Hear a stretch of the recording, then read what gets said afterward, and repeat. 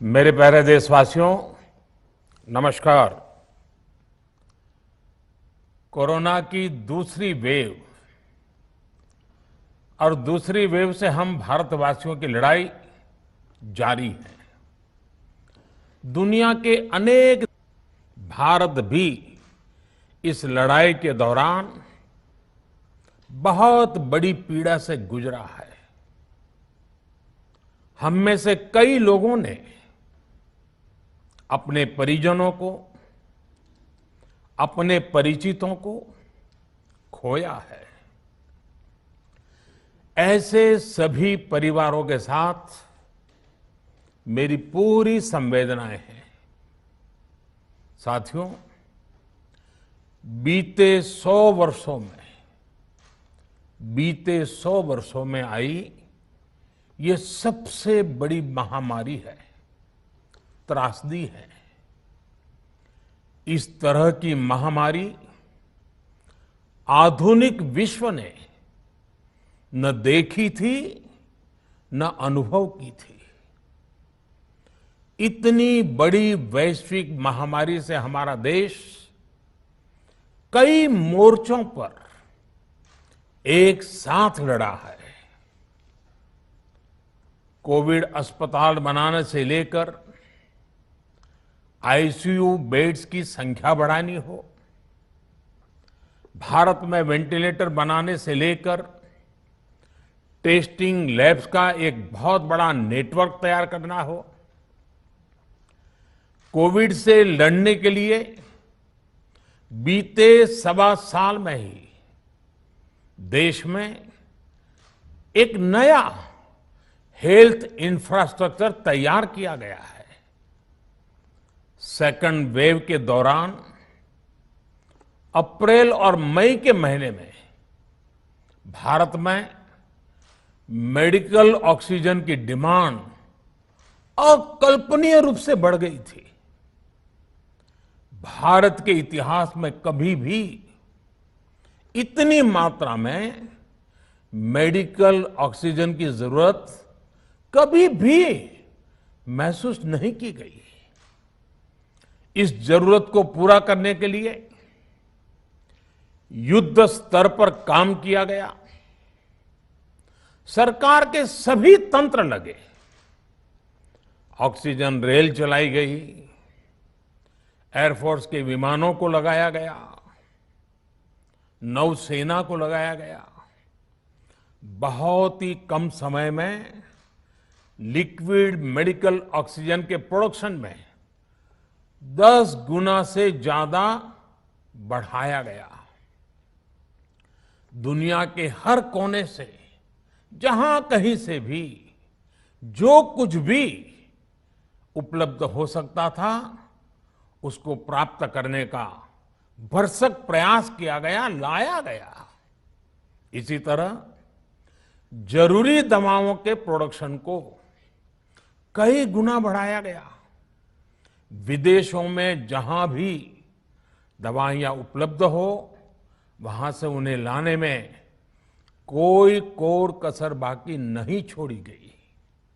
साथियों, कोरोना जैसे अदृश्य और रूप बदलने वाले दुश्मन के खिलाफ लड़ाई में सबसे प्रभावी हथियार कोविड प्रोटोकॉल है।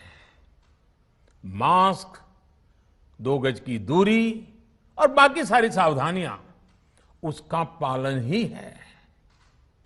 इस लड़ाई में वैक्सीन हमारे लिए सुरक्षा कवच की तरह है। आज पूरे विश्व में वैक्सीन के लिए जो मांग है, उसकी तुलना में उत्पादन करने वाले देश और वैक्सीन बनाने वाली कंपनियां बहुत कम है, इन्हीं गिनी हैं। कल्पना करिए कि अभी हमारे पास भारत में बनी वैक्सीन नहीं होती तो आज भारत जैसे विशाल देश में क्या होता। आप पिछले 50-60 साल का इतिहास देखेंगे तो पता चलेगा कि भारत को विदेशों से वैक्सीन प्राप्त करने में दशकों लग जाते थे। विदेशों में वैक्सीन का काम पूरा हो जाता था, तब भी हमारे देश में वैक्सीनेशन का काम शुरू भी नहीं हो पाता था।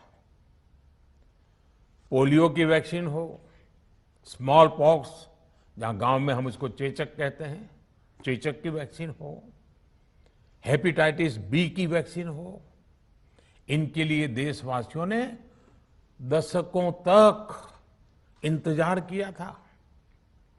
जब 2014 में देशवासियों ने हमें सेवा का अवसर दिया, तो भारत में वैक्सीनेशन का कवरेज 2014 में भारत में वैक्सीनेशन का कवरेज सिर्फ 60% के आसपास था, 60% के आसपास था।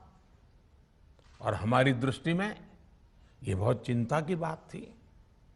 जिस रफ्तार से भारत का टीकाकरण कार्यक्रम चल रहा था, उस रफ्तार से देश को 100% टीकाकरण कवरेज का लक्ष्य हासिल करने में करीब करीब 40 साल लग जाते हैं। हमने इस समस्या के समाधान के लिए मिशन इंद्रधनुष को लॉन्च किया।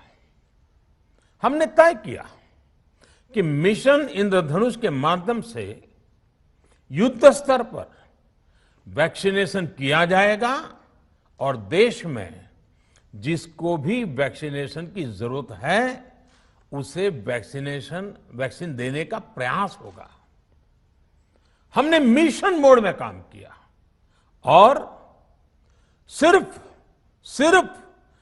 5-6 साल में ही वैक्सीनेशन कवरेज 60% से बढ़कर 90% से भी ज्यादा हो गई।